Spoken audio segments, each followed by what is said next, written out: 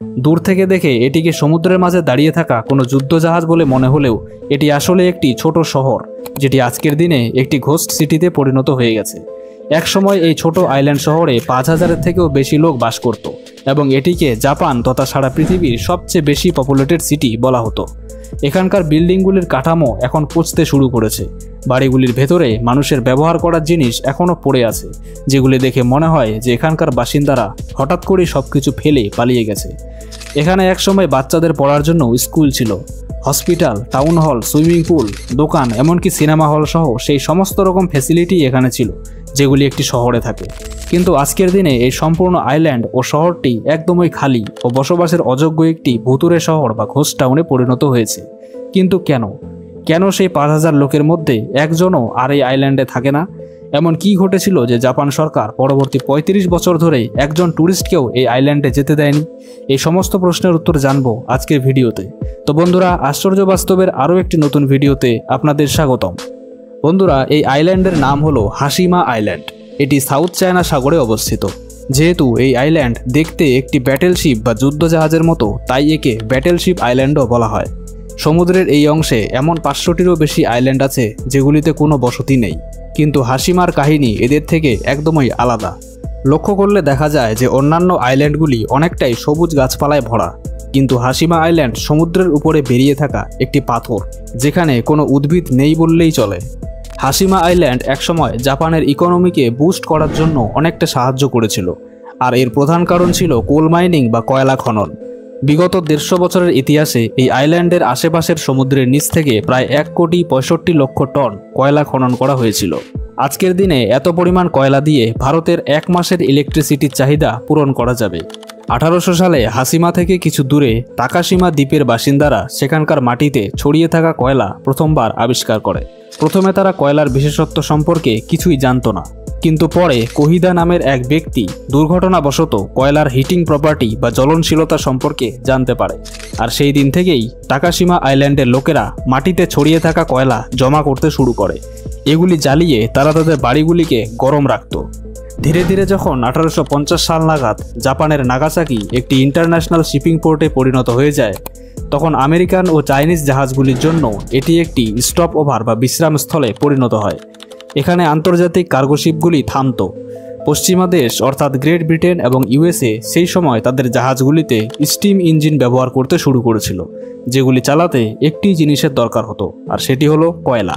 যখন সেই জাহাজগুলি নাগাসাকি বন্দরে এসে থামত, তখন সেগুলি রিফিউলিংয়ের জন্য কয়লার দরকার হতো, আর এই কয়লা নাগাসাকি থেকে কিছু দূরে তাকাশিমা আইল্যান্ডে ছড়িয়ে ছিটিয়ে পড়েছিল। যখন কয়লার চাহিদা বাড়তে শুরু করে, তখন আইল্যান্ডের লোকেরা মাটি খুঁড়ে কয়লা বের করে এবং বিক্রি করতে থাকে।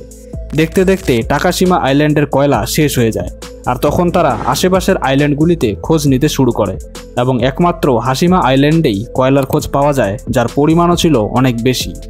সেই সময় কয়লা খননের কাজে পুরনো পদ্ধতি ব্যবহার করা হতো, আর এই কাজের বেশিরভাগ অংশই হাত দিয়ে করা হতো। কিন্তু বাড়তে থাকা কয়লার চাহিদা পূরণ করার জন্য এই পদ্ধতি যথেষ্ট ছিল না। এই জন্যই 19th সেঞ্চুরিতে মিৎসুবিশি কোম্পানি হাশিমা আইল্যান্ড কিনে নেয়। সেই সময় মিৎসুবিশি একটি শিপিং কোম্পানি ছিল, আর তারা হাশিমা আইল্যান্ডে প্রপার কোল মাইনিং অর্থাৎ কয়লা খননের কাজ শুরু করার সিদ্ধান্ত নেয়। মিৎসুবিশি শ্রমিকদের থাকার জন্য এখানে ঘর বানাতে শুরু করে এবং সমুদ্রের ঢেউ থেকে বাঁচার জন্য একটি সি ওয়াল বা দেওয়াল বানায়। আর এই জন্যই এই আইল্যান্ড দেখতে একটি জাহাজের মতো হয়ে যায়। ১৯১৬ সালে এখানে ৩,০০০ শ্রমিক থাকত, যারা বছরে ১৫০ টন কয়লা মাটির নিচ থেকে বের করত। হাশিমা আইল্যান্ডের সাইজ ছোট হওয়ার ফলে এখানে থাকার জায়গাও খুবই কম ছিল, তাই মিৎসুবিশি কোম্পানি এখানে কংক্রিটের তৈরি উঁচু উঁচু বিল্ডিং বানাতে শুরু করে, যাতে এখানে অনেক শ্রমিক তাদের পরিবার নিয়েও থাকতে পারে। সেই সময় এটি জাপানের সবচেয়ে বড় কংক্রিট বিল্ডিং ছিল, কিন্তু তবুও এটি শ্রমিকদের থাকার জন্য যথেষ্ট ছিল না। এরপরে হাশিমা আইল্যান্ডে শ্রমিকদের সংখ্যাও বাড়তে থাকে এবং মিৎসুবিশিও নতুন নতুন বিল্ডিং বানাতে থাকে। এর পাশাপাশি শ্রমিকদের বাচ্চাদের জন্য স্কুল এবং এন্টারটেইনমেন্ট সেন্টারও বানানো হয়। ১৯৪১ সালে হাশিমা আইল্যান্ডে কয়লার প্রোডাকশন বছরে ৪,১০,০০০ টনে পৌঁছে যায়, আর এই পরিমাণ সময়ের সাথে সাথে বাড়তেই থাকে। ১৯৫৯ সালে আইল্যান্ডের টোটাল জনসংখ্যা ছিল ৫,২০০ জন। বন্ধুরা, হাশিমা আইল্যান্ডের ক্ষেত্রফল ১৫.৫ একর। যদি সাধারণ গণিতের হিসাব করা হয়, তবে সেই সময় এখানে ১ একরে ৩৩৫ জন লোক বাস করত। এত ঘন জনবসতি আজ পর্যন্ত পৃথিবীর কোথাও আর দেখা যায়নি। যে শ্রমিকরা এখানে থাকতো তারা বলেন যে এখানে একটি ঘরে 3 জনকে থাকতে হতো, যেখানে মাত্র 2 জনের শোবার ব্যবস্থা ছিল আর তৃতীয় জনকে কাবার্ড অর্থাৎ আলমারির ভেতরে শুতে হতো। বন্ধুরা, এখানকার কয়লা খনিটি মাটির 1 কিলোমিটার নিচে ছিল, যেখানকার উষ্ণতা 35 ডিগ্রি সেলসিয়াস এবং হিউমিডিটি 95% ছিল। এই রকম পরিবেশে এখানে কাজ করা শ্রমিকদের পক্ষে খুবই বিপজ্জনক ছিল। হাশিমা আইল্যান্ডে কাজ করার দরুন এখানে অনেক শ্রমিকের মৃত্যুও হয়েছিল। এছাড়াও দ্বিতীয় বিশ্বযুদ্ধের সময় বা তারও আগে চাইনিজ ও কোরিয়ান যুদ্ধবন্দীদের দিয়ে জোর করে এই খনিতে কাজ করানো হয়েছিল, যার জন্য আজও জাপানকে সমালোচনার সম্মুখীন হতে হয়।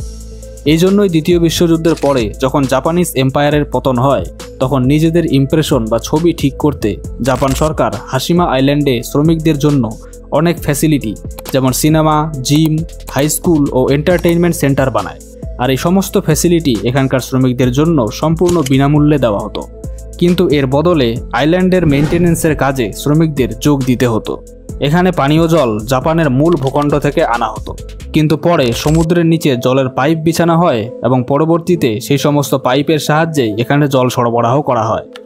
1960 সালে হাশিমা আইল্যান্ড নিজের পিক টাইমে চলছিল এবং জাপানের ইকোনমিও এর ফলে যথেষ্ট লাভবান হচ্ছিল। কিন্তু সেই সময় সারা পৃথিবীতে কয়লা চালিত ইঞ্জিনের ব্যবহার কমতে শুরু করে। কয়লাকে পরিবেশের জন্য ক্ষতিকর বলে ঘোষণা করা হয় এবং খনিজ তেলকে কয়লার বিকল্প হিসেবে ব্যবহার করা শুরু হয়। এর ফলে আন্তর্জাতিক বাজারে কয়লার চাহিদাও কমতে শুরু করে এবং ধীরে ধীরে কয়লা খনিগুলিও বন্ধ হতে থাকে। এমনিতেও হাশিমা আইল্যান্ডে কয়লা খনন করা অনেক ঝুঁকিপূর্ণ কাজ ছিল। প্রথমত, এই আইল্যান্ড জাপানের মূল ভূখণ্ড থেকে দূরে ছিল।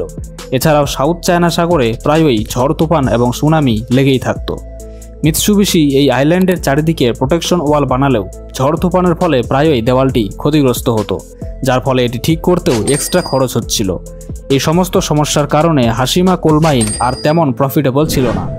1970 সালে মিৎসুবিশি কোম্পানি 2000 শ্রমিককে সেখান থেকে বের করে দেয় অথবা তাদের অন্য ফ্যাসিলিটিতে কাজে লাগায় এবং ফাইনালি 1974 সালের 15 জানুয়ারি এই কোম্পানি অফিসিয়ালি হাশিমা কোল মাইন বন্ধ করে দেয়। চাকরি হারানোর ফলে হাজারো শ্রমিক রাতারাতি হাশিমা আইল্যান্ড ছেড়ে চলে যায়। হাশিমা আইল্যান্ডে মানুষের একটি গোটা প্রজন্ম ছোট থেকে বড় হয়েছিল, কিন্তু শেষে সবাইকেই এই আইল্যান্ড ছেড়ে চলে যেতে হয়েছিল। আজ হাশিমা আইল্যান্ড সাউথ চায়না সাগরে একটি ভাঙাচোরা আইল্যান্ড শহর হয়ে পড়ে আছে, যাকে সবাই প্রায় ভুলেই গেছে। পরবর্তী অনেক বছর ধরে জাপান সরকার এই আইল্যান্ডকে সিল করে রেখেছিল, আর যদি কেউ এখানে অনধিকার প্রবেশ করত তাহলে তাকে শাস্তি দেওয়া হতো। অনেকেই বলেন যে জাপান সরকার এখানকার ফোর্সড লেবার ক্যাম্পের আসল সত্যিটা বাইরের পৃথিবী থেকে লুকোতে চেয়েছিল, তাই এখানে কাউকে যেতে দেওয়া হতো না। কিন্তু জাপান সরকার বলে যে এই নিয়ম শুধুমাত্র চুরি আটকানোর জন্যই লাগানো হয়েছিল। হাশিমা আইল্যান্ড 21শ শতাব্দীতে আবারও ফেমাস হতে শুরু করে এবং সারা পৃথিবীতে ঘোস্ট টাউন বা ভুতুরে শহর হিসেবে পরিচিতি পেতে থাকে। এটি মূলত ঘোস্ট টাউন প্রেমীদের কাছে অত্যন্ত জনপ্রিয় লোকেশনে পরিণত হয়েছে। 2005 সালে জাপান হাশিমা আইল্যান্ডকে অফিসিয়ালি ট্যুরিস্টদের জন্য খুলে দেয়। অফিসিয়ালরা এখানকার বিল্ডিংগুলির মেরামতের চেষ্টাও করেন, কিন্তু বিল্ডিংয়ের কংক্রিট ও স্টিল নষ্ট হয়ে যাওয়ার কারণে, এছাড়াও প্রতিকূল আবহাওয়ার কারণে এই কাজে তারা সফল হননি।